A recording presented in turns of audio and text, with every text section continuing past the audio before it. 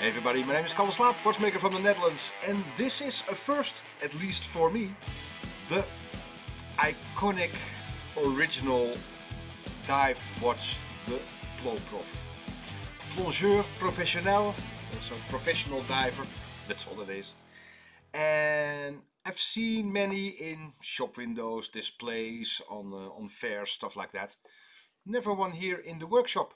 And luckily an avid collector is living just up the road. Jan, dankjewel man, echt heel aardig. And he lent me one just to show you. And I was curious, what is it like? It is truly functional. It is a diving instrument, not even a watch. Looking at what time it is has hardly anything to do with this watch. It's got an original quick release clasp.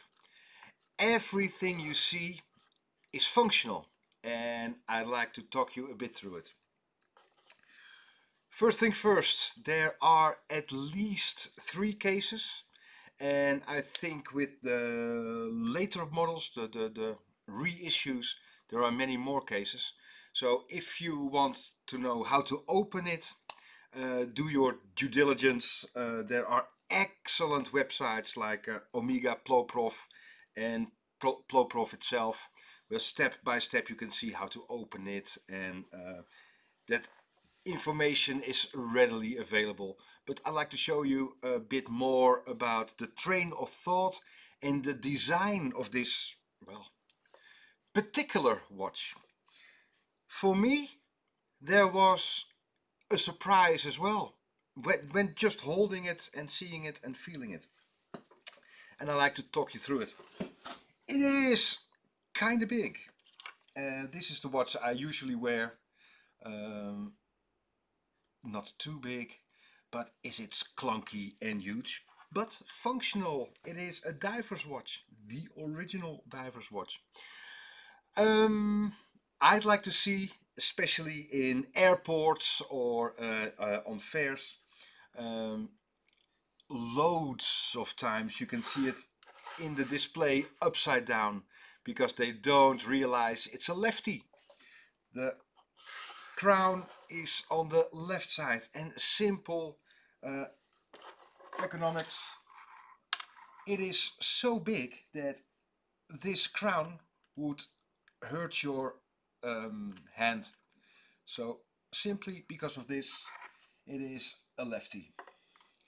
That's why, simple, you turn around the movement. The only thing you have to do is make sure you make a new dial upside down with the date lens on the other side, so they are not interchangeable for even if you have the same movement. It's the 1000 series. Excellent movements, but good to note, no huge alterations to the movement. Same with Rolex the Deepsea. Just about the same movement as the normal Submariner. Only a different case. And the case is where the real well, interest is in here.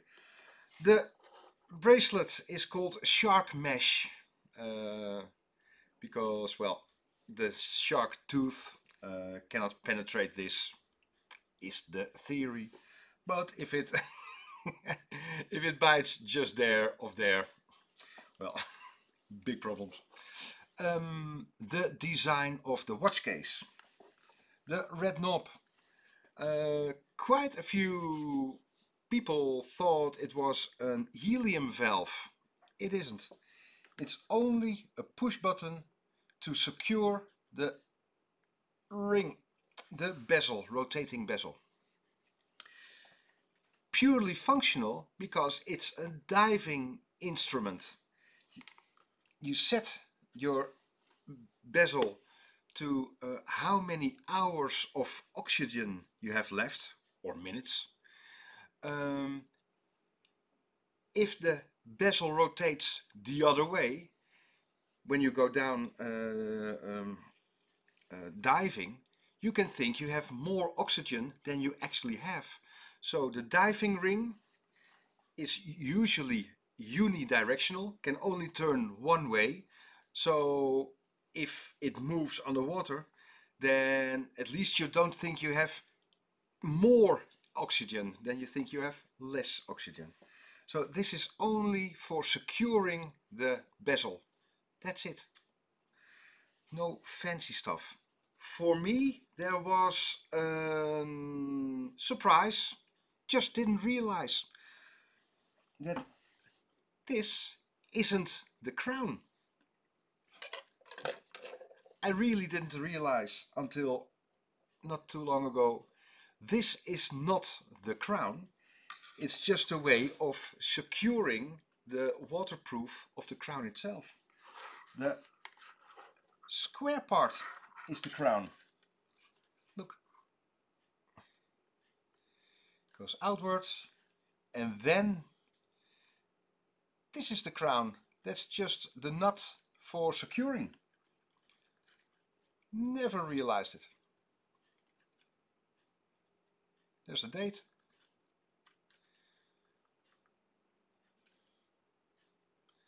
And setting of the hands.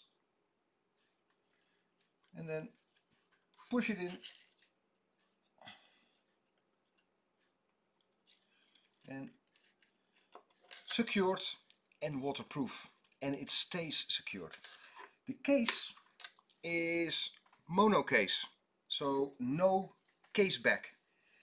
This is just milled out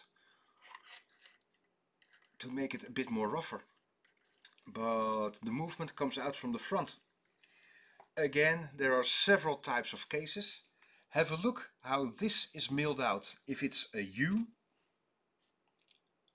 so straight, or like this, then you can see what case you have. So purely functional crown on the left because of the wrist. The red is just securing the bezel, so you know you don't have too much oxygen left. You think you have enough oxygen left. Shark mesh bracelet. It is huge, it is clunky, but because it's so functional, it is iconic. It's not being silly or strange or big or impressive. Everything is functional, and that's why I love that design. Well, the movement comes out from the front, but then again, plenty of websites to show you how. And an unaltered movement, the normal 1000 series. Really do hope you enjoyed this small introduction in the Ploprof. It is something special, and especially these vintage ones, that's the ones to go for. Really enjoyable. Hey, thank you so much. Hope to see you soon. See ya. Bye.